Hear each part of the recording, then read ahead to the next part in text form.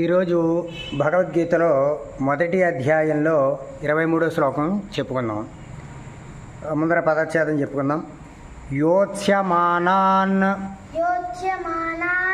అవక్షే అహం ఏ ఏతే అత్ర సమాగతాః ధార్తరాష్ట్రస్య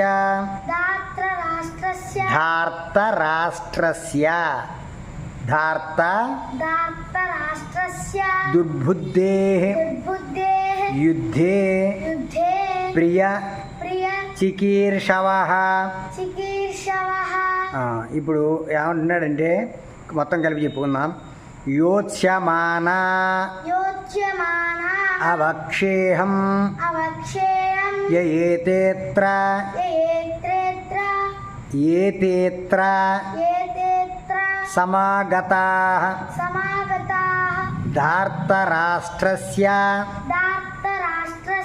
దుర్బుద్ధేః యుద్ధే ప్రియచికీర్షవః.